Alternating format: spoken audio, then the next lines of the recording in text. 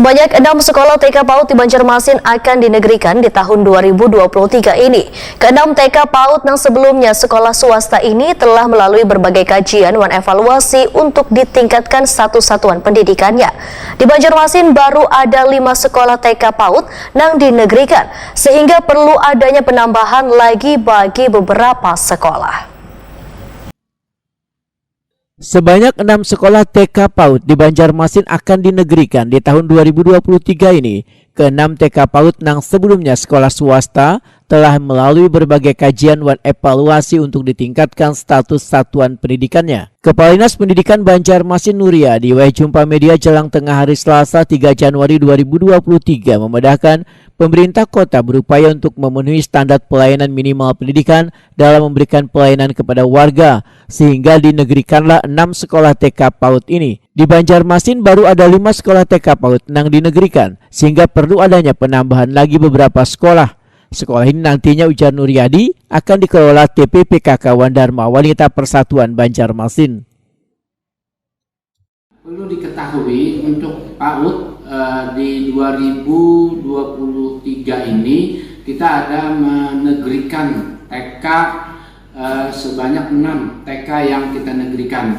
Nah, kenapa kami jadi menegerikan TK ini? Karena untuk pemenuhan SPM dalam pelayanan masyarakat kita harus banyak TK, sehingga juga harapan kami ya Dinas Pendidikan, karena sekarang ini kita baru ada 5 kecamatan TK sehingga menjadi 11 TK negeri. Nah, TK negeri pun ini diambil yang dikelola oleh pemerintah Kota Banjarmasin dan Dharma Wanita. Kepala Bidang PAUD Dinas Pendidikan Banjarmasin Edi Junaidi memedahkan tujuan dinegerikannya sekolah TK PAUD supaya bisa membuka peluang perekrutan guru PAUD yang nantinya diharapkan bisa ikut masuk dalam seleksi penerimaan P3K.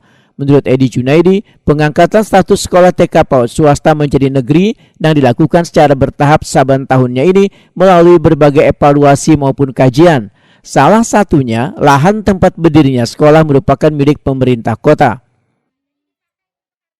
Membuka peluang untuk perekrutan guru PAUD yang menjadi ASN atau PNS ke depannya. Ya, setidak-tidaknya kita bisa merekrut untuk menjadi P3K. Ya, itu setidak-tidaknya itu tujuan dan harapan kami. Kenapa kita perlu menambah PAUD negeri di Kota Banjarmasin. Dua itu. Pada banyaknya kami juga masih menyelesaikan PR tentang APK tadi. Kalau tahun ini kita membentuk 6 PAUD negeri, berarti tahun depan rencana kami akan membentuk 5 PAUD yang dinegerikan. Jadi PAUD swasta yang dinegerikan. Kenapa kita ngambil langkah seperti ini? Yang pertama, dasarnya adalah PAUD yang kita negerikan itu adalah PAUD yang tanahnya milik pemerintah Kota Banjarmasin, dikelola oleh masyarakat.